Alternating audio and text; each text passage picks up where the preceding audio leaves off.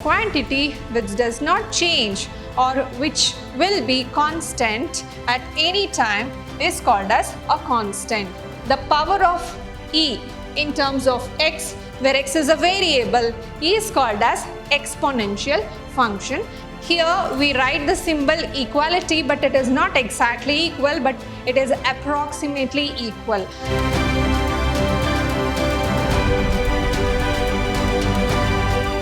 Hello everyone, a warm welcome to one and all. This is your Shruti ma'am lecturing in Vidyashram, the Temple of Excellence, Mysuru. Today, I'll be starting with the new chapter, the limit and continuity of a function. So, in today's session, I'll be introducing about the concept of limits. So, what do you mean by limit of a function? Before that, let us study few basic concepts to start with limits of a function.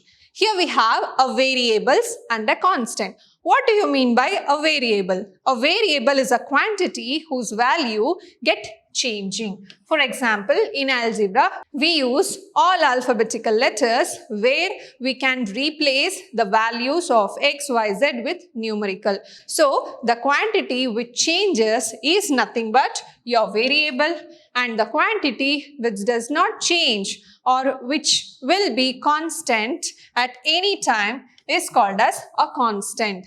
The quantity which remains same throughout, it will never change its value, that is called the constant. For example, 5, 11, e, any other numerical values are called as constants. Next, we have a definition of a function. So, you know the function means which have only one image for every element in the domain. So, definition of a function, if each value of a real variable x has a unique real number y associated with some f, then we say that the variable y is a real valued function of the real variable x. If you have a x as a real variable and if you have any rule of f such that f of x, that is f is called a function, the functional value of x is equal to y, then y is nothing but the real valued function of the real variable x. So, this is how we denote a function. Y is equal to f of x. So, here x is called the independent variable. So, for all the values of x, you will get different values of y. Therefore, x is independent variable and y is called the dependent variable. So, based on this function, we have learned many types of functions. Among them, the very first one is a polynomial function. A polynomial is an algebraic expression which is expressed in this form: a naught x power n plus a1 x power n minus 1, etc. an, where all ai varies from 0 to n, all are constants and they are all non-negative integers. Example, here I have given f of x is equal to x power 4 5x square plus 2x plus 1. So, this is a biquadratic polynomial. When you express this in the form of express f of x, then it becomes a polynomial function. So, here also, since you have a variable x, so for every value of x, your f of x will be of different value. That is why x is an independent variable and whatever the value you will get as f of x is called as dependent variable, which is considered as y. Next one, modulus function. So, what do you mean by modulus function? The function of a modulus is making each real number as positive. It is denoted by mod x. And the function of this mod x is whenever you have all the values of x which is greater than or equal to 0. So, whenever the value is 0 and greater than 0, that is for all positive number, the value will be x only. And if you have the negative numbers, x less than 0 means for all the negative number, you should take it as minus x so that minus of the negative will become positive. Here I have taken an example mod 3 is 3 only, but mod of minus 3 is also 3. So for all the real numbers, the modulus value will be always positive, and for 0, it is 0. So this is how the modulus function is defined. Next one, exponential function. A function of the form e power x. E is a constant, I said, whose value is 2.71828, which is an irrational number. So the power of e in terms of x, where x is a variable, is called as exponential function, and e in terms of factorial is expressed in this form. So 1 plus 1 by 1 factorial, 1 by 2 factorial, 1 by 3 factorial, etc. 1 by n factorial. This is the infinite series of the form 1 by n factorial, whose value is equal to e. So any function of this form is called as exponential function. Next is the logarithmic function, a function which is denoted in the form of log x to base a, where a is always greater than 0. That means the value of a is always positive, and it is not equal to 1 also is called logarithmic function, which you have learnt in your previous year. So any function of the form log x to base a is called the logarithmic function, and it is also can be expressed in the form if log x to base a is given rise to some value a, then it can be converted into exponential form as a power y is equal to x. So where a is the base of the log function, this can also be expressed in this form. So log x to base a is equal to y means it is nothing but a power y is equal to x. So also when the logarithm with base e, so e is the value that you have learned, that is 2.7828. So any log with base e are called as natural logarithm. So other base can be represented using the symbol a. Next we come across a rational function which we have learnt in partial fraction. So any function in the form of f of x by g of x, where f of x and g of x are polynomial functions, are called as rational function. Here I have taken an example, 2x minus 4 divided by 3x square plus 2x plus 1. So this is an example for a rational function. Now let us study about the limit of a function. So what do you mean by a limit of a function? Here I have taken a function as an example. Consider the function f of x is equal to x square minus 1 divided by x minus 1. I will take the value of x as 1 now. So clearly f of 1 is 0 by 0, which is an indeterminate form. Look here, 1 square minus 1 is also 0, x minus 1 is also 0, so which is meaningless. So 0 by 0 is meaningless, which we call it as indeterminate form. So what I'll do here is, first I'll write the function or the polynomial x square minus 1 in this form, that is x plus 1 minus x minus 1, because this is in the form of a square minus b square. So therefore it is x plus 1, x minus 1, x minus 1.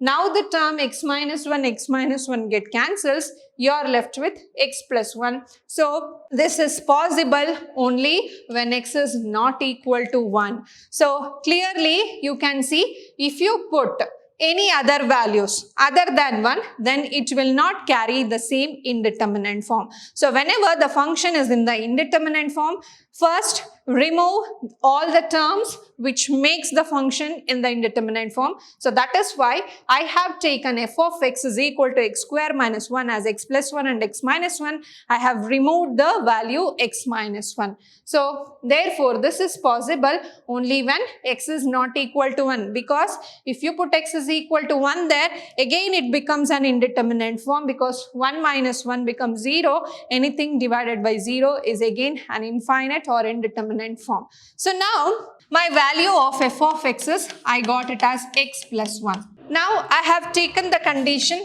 as x not equal to 1. When I take the values, so if this is your number line, so if this is your value 1, when I take the values nearer to 1, that is either from the left side or right side of the number line. So if you take the values nearer to 1, for example, suppose if you take x is equal to 1.1, then f of x is equal to 2.1. If you take x is equal to 1.11, then f of x is equal to 2.11. And suppose if you take x is equal to 1.001, then f of x is equal to 2.001. So for every value that is close to 1 from the right side of 1, so that is 1.1, 1.11, 1.0 lies right side of the 1. So when it is close to 0 from the right side of the value of the function is equal to 2. Now let us take the values close to 1 from the left side. For example, if you take x is equal to 0.9, then your f of x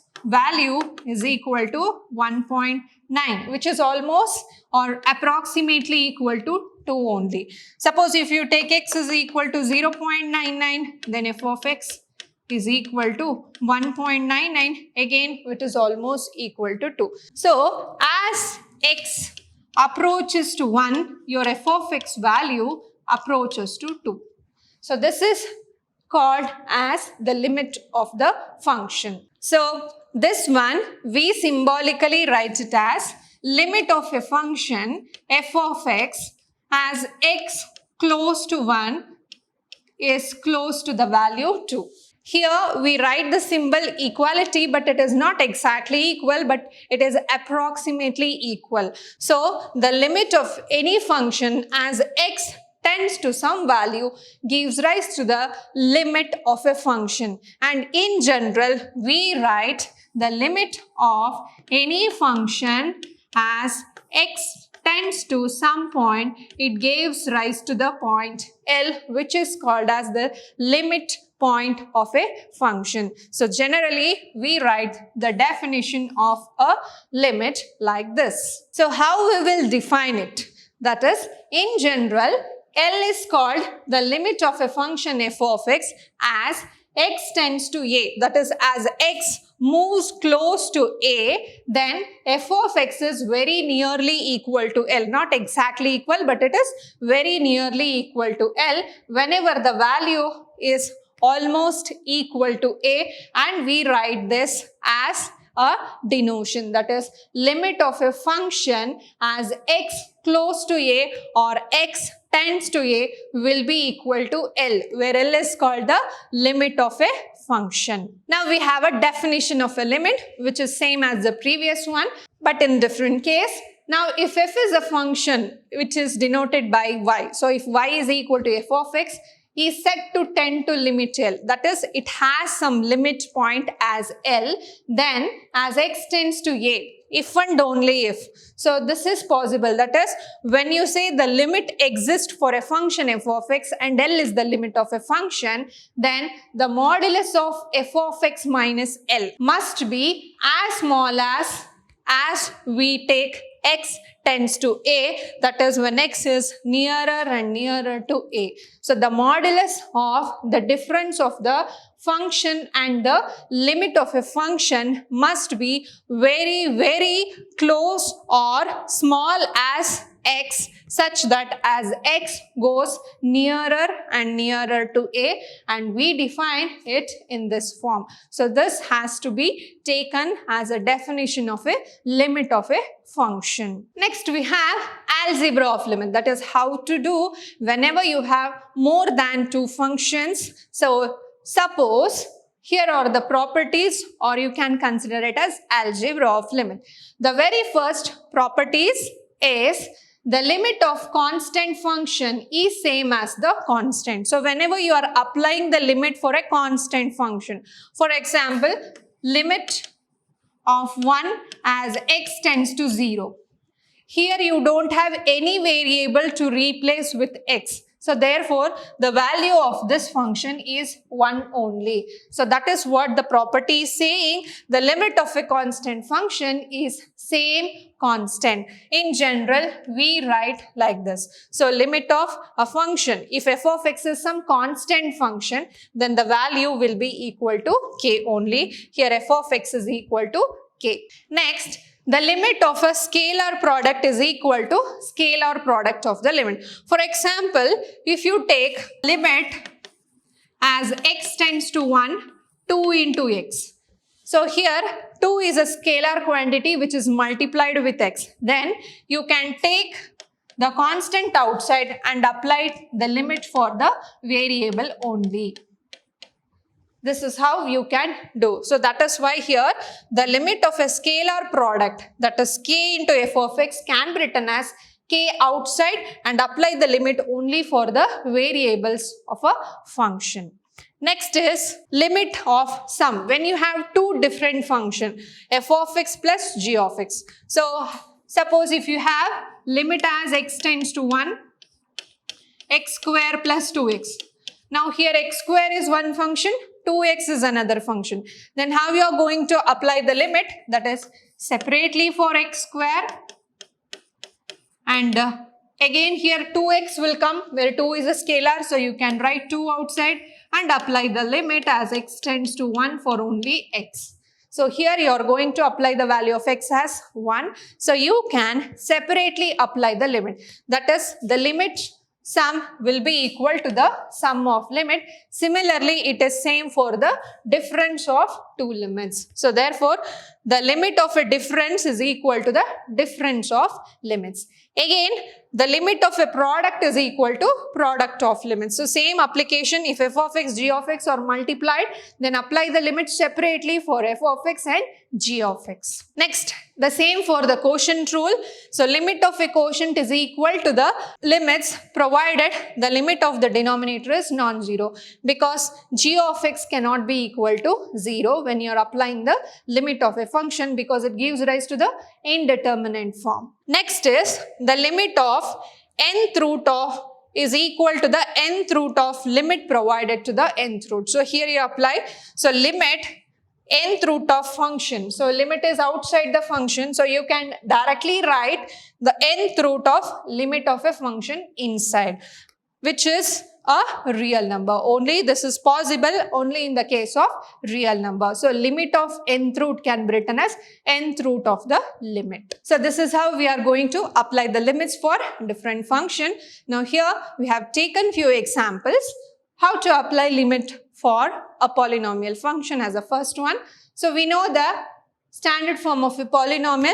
Now here I have taken as x tends to a. We know Pn minus 1, P1, P0 are constant. So constant will remain same when you apply the limits. So you are going to apply the limit only for the variable x. So replace x by a. So the equation becomes a power n minus 1, a and P0. So this will be the real value, that is the limit of the polynomial function. Next, a very important note is the indeterminate form. What type of indeterminate forms we can get while solving the problems? So first is 0 by 0 form. So when you apply the limit, if you get the value as 0 by 0, then it is an indeterminate form. So there you have to remove the terms which causes the indeterminate form and which will give rise to only the limit of a function. Again, infinity by infinity form, 0 into infinity, infinity minus infinity, 0 to the power 0, infinity to the power 0, infinity to the power infinity. So these are all the different form of indeterminates. Next is meaningful forms. So these are all meaningful forms. So whenever you get of this form, their answer is provided here only. If you get the value as a by 0, that is anything divided by 0, then it is infinity. If you get anything in the form of 0 by a, the value is 0. Infinity into a is infinity, which is a meaningful. Infinity into infinity is also infinity. 0 into 0 is 0. Infinity minus b is also infinity, because infinity is a very large number. a minus infinity will becomes minus infinity because infinity is the maximum number, so you will get a negative real number. Infinity plus infinity is also infinity. So these are the meaningful forms, whereas these are the indeterminate form. Whenever these type of questions are arised, remove all those terms and apply the limit. And whenever these forms exist, the answer is provided in the particular section. So yes, these are all the basics which you have to know before starting with the actual limits of a function. We'll meet you in the next session. Until then, keep watching, keep learning and keep exploring. Thank you.